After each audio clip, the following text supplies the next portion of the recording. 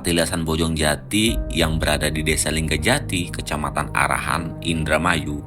Ternyata menurut sumber yang saya dapat, patilasan ini mempunyai sejarah yang sangat tua karena patilasan ini ada sangkut paut dengan sosok Mbah Kuhu Sangkan sebelum Mbah Kuhu Sangkan menjabat jadi Kuhu Cirebon. Sebelum saya menelisik lebih jauh, saya akan menceritakan awal mula Mbah Kuhu Sangkan atau Pangeran Walang Sungsang ke Kaloran Utara Dermayu.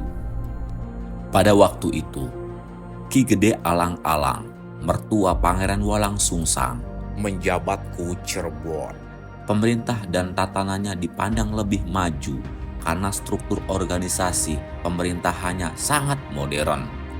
Kemajuan pemerintahannya tidak luput dari hasil kerja keras Raden Walang Sungsang.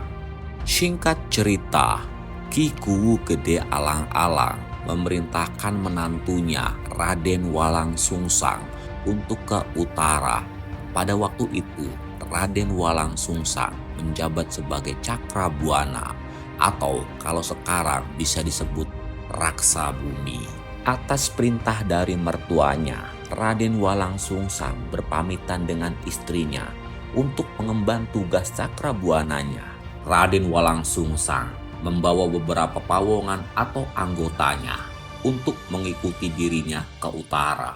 Setelah sampai ke utara, Raden Walang Sungsang berhenti di tepi laut dan meriset tanah sekitar. Raden Walang Sungsang terkenal sebagai Cakrabuana yang unggul dan berinovasi. Tidak heran nama Cirebon sebagai pemerintahan yang maju, unggul, dan berinovasi terdengar ke penjuru negeri. Berhubung tanah utara ini berlimpah akan ikan udang dan kerang, cara memanfaatkan tangkapan yang berlebihnya, Raden Walang Sungsang berinisiatif untuk berternak bebek. Tindakan Raden Walang Sungsang ini di luar misinya. Tujuan awal Raden Walang Sungsang ke utara untuk mencari udang. Namun, tindakannya ini dianggap oleh anggota atau pawongannya sebagai tindakan yang inovatif. Sebelum rencana ternak bebek dilakukan, Pangeran Walang Sungsang langsung memerintahkan anggotanya dibantu penduduk sekitar untuk membuat penyekat ternak. Berhubung ada beberapa waring yang terbengkalai, Raden Walang Sungsang berinisiatif untuk memanfaatkan jaring tersebut menjadi penyekat. Dan untuk tiang penyekatnya terbuat dari beberapa ranting batang pohon yang diambil dari hutan sekitar.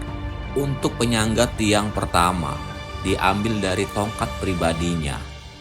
Setelah salah satu misinya selesai, Pangeran Walang Sungsang melimpahkan tanggung jawabnya ke anggota pawongannya.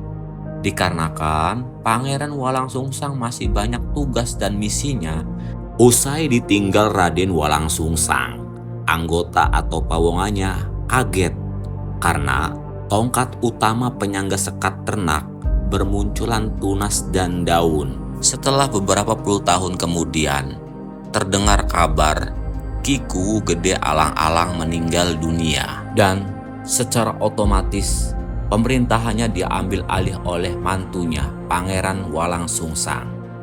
Sangat jelas transisi sebutan Cakrabuana atau Raksa Bumi dan sebutan Kuhu Sangkan di abad ini. Kenapa patilasan ini terbilang sangat tua? Dikarenakan Ki Kuhu Sangkan memberikan tapakan di Bojongjati ini saat beliau masih menjabat jadi Cakrabuana atau Raksa Bumi.